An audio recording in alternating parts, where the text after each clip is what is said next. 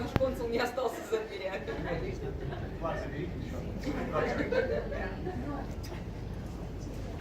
We're going to talk today at our workshop about great relationship between Ukraine and UAE. Today's event is supported by the Consulate of Ukraine in Dubai and Northern Emirates, the support of Kyiv Department of Tourism and Department of Culture and Tourism of Odessa City Council. Please welcome Dr. Alexander Belanutsa, the Consulate of Ukraine.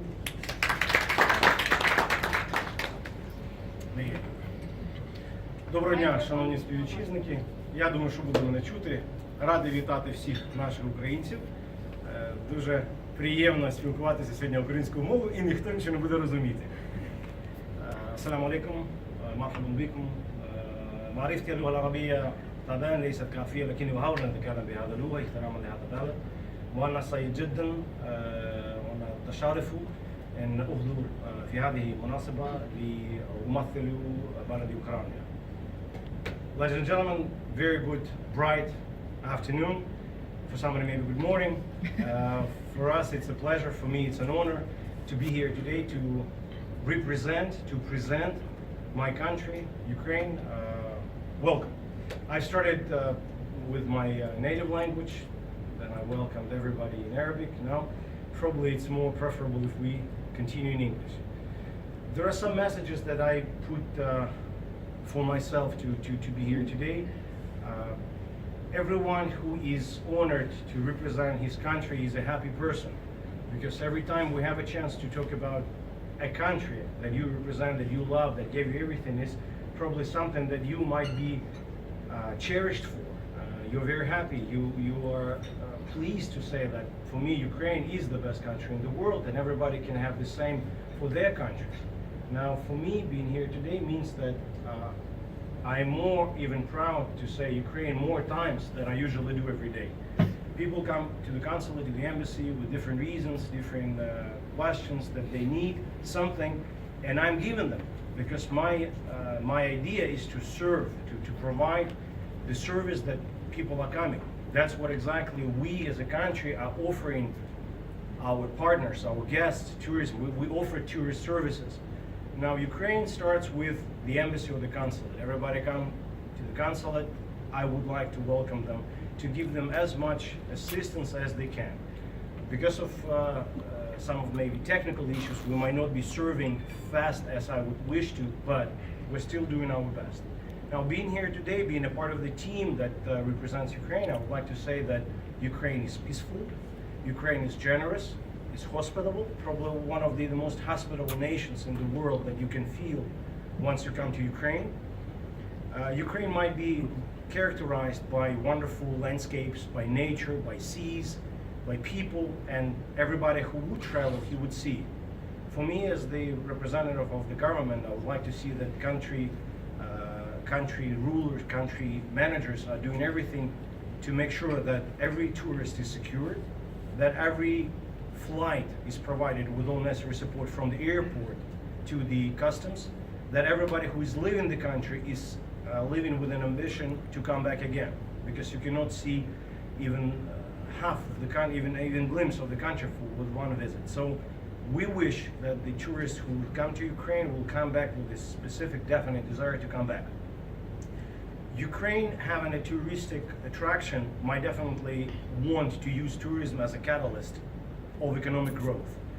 Unfortunately, because of the situation that Ukraine is facing right now, we might not be in full liberty to do everything that we wish to and direct and focus and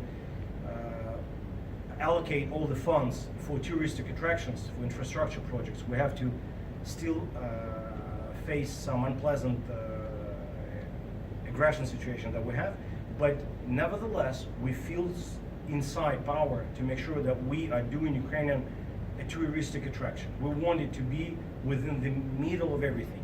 Within the history of Ukrainian nation, Ukraine has a tremendous history. It is a very nice, very young country, but with a very long nation history.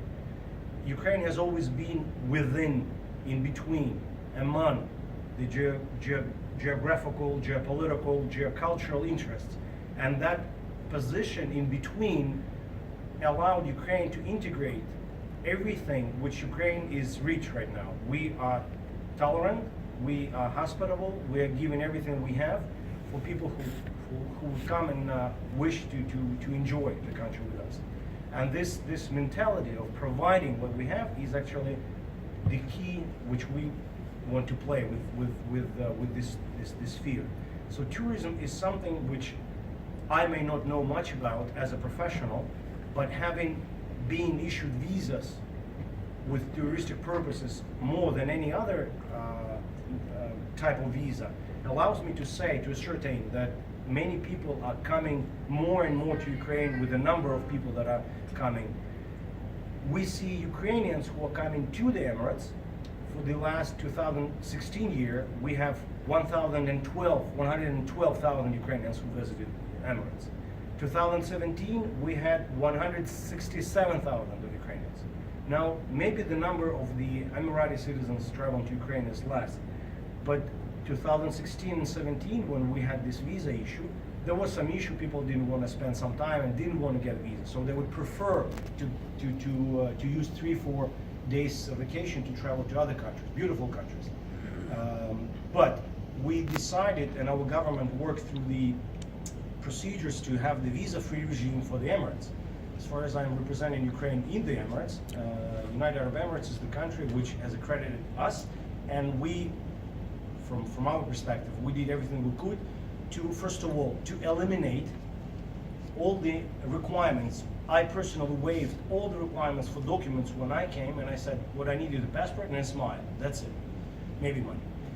They come, they get a smile, they pay, they go. Then 2017, in April 1st, we had visa upon arrival. Visa upon arrival was for GCC citizens. All GCC countries' citizens could have received visa upon arrival. Starting December 31st last year, we had visa-free regime for the Emirates citizens. We still have visa upon arrival for GCC, and we have Emirates visa-free. Now, last week, the President of Ukraine, His Excellency Petro Poroshenko, went to Kuwait and Qatar to have bilateral agreements signed. And one of them was liberation visa regime. Now the Ukrainians can get visas for Kuwaiti and for Qatar. So we are trying to liberate visa regime. Starting probably from the 1st or 2nd of April this year, we are launching the e-visa, electronic visa regime. The Consulate Department is working hard. This is a priority right now to make sure that e-visa is working fine. We have the list of countries who can get visa upon arrival. China, India, Mexico, Guatemala, New Zealand, Australia, many other countries. Now, they can also have the right to apply for a visa here in the embassy or the consulate or a respective country. They can get visa upon arrival, which they might wait a little bit to process their documents. And also they can apply for the e-visa. They will have to apply 9 days before their travel. They will fill in the application online. They will pay online. They will download all the documents online, and they will get visa, processed visa, on their email that they can print it out, stick it to the passport, and come to Ukraine. The procedure will be launched hopefully by April this month. The Minister of Foreign Affairs will make it an announcement on the website, and then we'll be able also to republish it here on our consulate.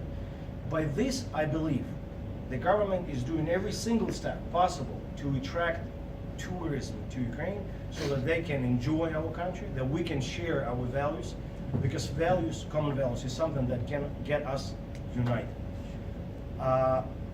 I didn't even use the notes that I had for myself, unfortunately, but thank you very much to ask questions if you have. Please. Yes, ma'am. Yes, ma'am. The visas, GCC, now I'm a little confused because you mentioned that Emirates from the end of December were free visas. Emirates citizens. Citizens. GCC upon arrival. GCC upon arrival. But the Emirates can go without getting a visa Starting at all. 31st of December. Okay. Just remember that smile. Smile and money. Smile and money. Well, when that's they get there. preferable. They would come because then if they don't have money, they would create problems to my colleagues from the Emirates. Yeah, that's fine. who So are they working there. get a visa on arrival since December, and the GCC all of the GCC now get visa on arrival. GCC citizens can get visas upon arrival since April Since 2017. Starting from April last year. Starting. 18. I'm sorry, I've lost They've my been using year. it all. I got it. Yeah, they've been using it for almost a year. Okay. Now the Emirates, now we have no visas at all. Got it. Thank you very much. Any more Yes, ma'am. Do you want to? The charge is about $100, I believe, because they will be considered in hryvnias. You will be able to pay with the card or with cash. So it's preferable, yeah, to use both, to have both cards and $100. Yes, ma'am. Till such time as the visa on arrival is made available for Indian passport holders. This will be in April. from April. We will find out because the list of nations who are eligible to get visa upon arrival will be pretty much the same as we are hoping for this e-visa, because that already that made list available. Definitely there might be India as well as China because of the number of people who are traveling, of course. But we're still waiting for the confirmation from the government who will actually be eligible for e-visa.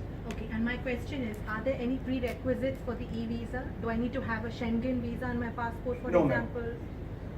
If the visa upon arrival has some prerequisites, like you have to have a return ticket, you might have a confirmation where you'll be staying, so that the officers will see that you actually would exit the country before the 15th day, because the visa upon arrival is for the 15-day period. So for the e-visa, it will be the same application form. You answer all the questions, preferably in a true form, in a true manner.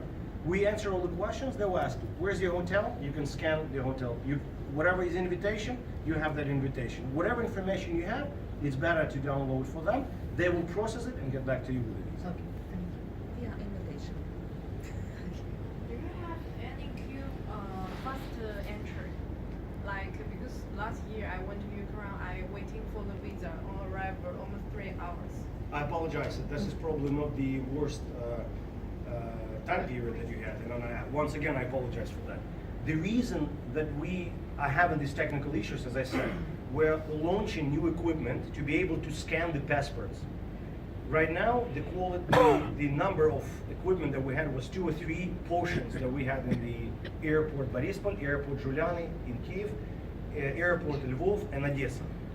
Now we've purchased more equipment and we will be increasing the number of personnel who will be doing this thing. That's why we had to wait a little bit more than usual, because if the plane has 117 seats and let's say even half of them would require visa upon arrival, everybody would have to wait at least 2-3 minutes to process the documents. And that's how the queue is formed.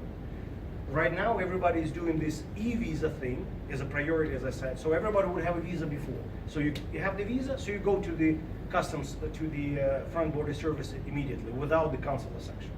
So this will be the fast track, fast track. So you would recommend e-visa? Of course, because now you will have Arrival. no connection, embassy, consulate, people waiting, printing out, no electricity, something which you already paid. You just arrive and it says visa, e-visa. Then you go just visa as a citizen with a passport. This will be short. Yes, sir. How long it takes? You have to apply 9 days before your visit, and the processing time is the same, within 5 days as urgent processing. Sorry, but I'm just wondering, and I'm sure this thought has crossed a few minds, but $100 for a visit visa of a 15-day duration, wouldn't you say that's a bit It is difficult for me to say. We discussed this. Our friendly country, Azerbaijan, they did a very nice thing. They they reduced the price for the visa and they increased the number of people, personnel working. We did vice versa, so we're trying to change it. But for the processing, just because of the number of people we're having, maybe technically wise, we still cannot have this informed. But we will be thinking of definitely reducing this for 15 days, because people are using 3 days period. They don't need even this 15, I understand. But according to the law, we have some tariffs for considering visas. And as far as person who comes at the airport, he is already considered urgent, that needs to be double price. So in fact, we have it $50, but because of its urgent processing, because it's here, then we need to change the legislation to amend it. People are working back home. Okay. Good to know. Thank you. Yes, ma'am. For those countries like Iraq or Syria We still have the same visa regime through the embassies or the consulates of the respective countries. They are given the visa, but when they are in Ukraine airport, they are not allowing them to pass. Well, this is probably the security question. For me, my idea is to grant you a visa, and I see the documents, I think you're fine. Once a person goes there to the border, the official is asking questions, and sometimes it happens the person cannot answer why he's traveling, where he's traveling, who is meeting him, what is the name of the hotel that he's going to, when is the return ticket. He cannot prove it, unfortunately. Then the authorities, security service says, we advise you not to come. And then you have to come back again. So this is just personal responsibility of a person to be able to prove why he's coming to Ukraine. That's it. Just because of the security reasons, no more. I believe it was about the language, because he doesn't know English. Well, But he had the we right- spoke with the representatives of the border service in Ukraine and the security service. They proved us that everybody who is on duty for passengers, acquaintance and everything, everybody speaks English. Which sometimes I understand that people say they don't speak English. For me, it is difficult to understand how they come. They could not speak English. We might not be Oxford or Cambridge wise in English, but I would believe that the officers at least can say, yes, what is the purpose of your visit? Thank you very much. Show me the proof of cards. Well, that's enough, I believe. So maybe there is again an issue with the security, not with the language. Yes, sir. What is the time frame from your office to get visa for the expatriates or different nationals in UAE? Usual, according to the legislation, we have two types of the visa consideration documents. You submit the documents. If it's an urgent track, it can be up to 5 days, 5 being the most. Usually it takes 1 or 2 days, up to 10 days. 10 days is the normal procedure. Locally in your office? That's what I'm talking about myself only. And the fees is $100 still? The visa? Yeah, visa fees. Different nationalities can be applied different reciprocity levels. Like for example, Saudi Arabia charges us more than according to the reciprocity table, we charge them the same. Usually the average visa normal process in 10 days costs 239 dirham, which makes it $65. And the urgent visa? Double price. You make it 478. And a smile. Photocopy will do? You know, it needs to be tested. Yes, ma'am. First of all, Your Excellency, thank you very much. I have to tell you that you took today a first phase of so many questions and so many questions about visa. It shows that a lot of people, they are all interested to visit Ukraine, and the only obstacle they have, it is the visa. And I know with your support and with the support of the entire government of the Ukraine, I'm sure it's going to be soon changed. I talk about, as you took example of Azerbaijan, it was a lot of processes and it took a lot of time, but I'm sure that Ukraine will also reach the level when all of the travelers around the world will easily can access the country. My consideration only is that I, on behalf of the travel trade and the travel professionals and even the press of the UAE and GCC, we would like to have more information so that details which we can easily receive. Because unfortunately today we have the access of all the details about the country, we can go, we can search, it's available. But the logistics, like for example, the process of receiving the visa, how it will be, some tips, some advice, some specific dedication information for the difficult nationalities, for example, it will be very helpful for the travel industry to have it, or to receive it as a newsletter, or to have a small sessions. I'm sure that the obstacle of the visa, it is not an obstacle to go and explore the country.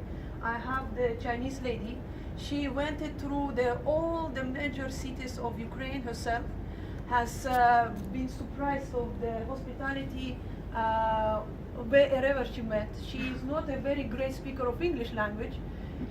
Her native language is Chinese, but she was surprised how body language of the people in Ukraine, and she was every place very, very, very welcomed and looked after, and she came back with a lot of interest, and she said that I'm very much interested that my people from my country will explore. So the only this a small portion to focus on the information to be delivered to the travel trade network and to the public, it will make a big difference for the people to avoid that perception that the Ukraine is difficult to reach. Thank you so much, ma'am. If I may give feedback, the consideration is absolutely correct. Now, if I am as a consul will have to be focusing on touristic agency only, probably, then I would have to be making a workshop for the tourist agents to see how easy it is to fill in the application. But sometimes, I wouldn't even imagine the German consulate or the US consulate who would try to explain how to fill in an application. No. But what we do is, if we have a question from the touristic company that we would like to have a group of companies, what I need to do, I need to spend 7 minutes to explain on my website what are the documents necessary and what is the procedure. I cannot make it general for everybody else because the specifics of every single group is different, especially with the representation of the documents or the passport holders. That's different. If your group would have 1 Kuwaiti, 7 Iraqi, 1 Iranian, that makes it a little bit different for the group to understand, because for the specific nationality I might require a little bit more information. But usually it starts with the application. We've translated, I guess, in a nice manner, in nice English language, the website, the consulate website, where we have a specific page for the visa information. If somebody would like to inquire, it will go to dubai.mfa.gov.ua. We will see visa information. Now it has this link to application, and with my very detailed explanation by documents what exactly needs to be done. Of course I respond to my emails, of course I respond by phone if somebody is asking. Oksana may confirm that whenever she have a question tourist-wise, she can get back to me and ask me what is the situation. We definitely can do. Now my question would be, if, let's say, the representative of the tourist company can then facilitate that information and distribute in between themselves. Because for me, it will be very challenging to target every specific touristic company with the answers. So should you have any specific question, definitely you ask me. My ministry back home is supposed to be providing those newsletters for the embassies back in Kyiv, for tourist companies in Ukraine who would receive that information. Yes. Those companies who have here, in my case, I am trying as much as I can, but still there is some specifics because of the migration risks countries, and that requires some scrutiny and security checkup of the documents, and that's why the specifics is a little bit peculiar for us. Yeah. But should you have any questions, as you know, I've been here serving for the 3rd year. There was no question that I couldn't provide answer by phone, by email, by personal meeting, so I'm available 25/8. Or you may also forward your question to your future partner. Exactly. Yana Thank Tour you. Ukraine. That was my main And point. we will give you all the information you need. Because Alexander, he is alone. That's what was my main point. That he is alone and he is doing so many things to help. So if we have some source which will be dedicated to inform correctly and provide a very detailed and accurate There is our information, mission. and that's why you take into account and be sure that whatever travel trade requirements are, especially for visa, that your office can properly educate them and inform. To Now, give when a Mr. help Hikmat over and there, help now to. this will be his responsibility. Mr. Hikmat will be taking care of all the information in English, in Russian, in Ukrainian, and in Arabic. In Arabic. So you'll be fine, sir. Should you have any questions, please absolutely feel comfortable to ask. It's my pleasure to assist. I don't want to hear comments that, oh, it's so difficult, I'd rather not go. It is not difficult. Maybe I don't have, the resource to say that it is easy, please come. But now, thank you very much, Felina, she emphasized that. Now we have Yana Tour Group. Now we have a rep office here. They actually will be doing whatever they need to explain as much as they need for tourists of many nationalities what needs to be done. Should they need specific treatment or attention, of course, I'll be more than pleased to help.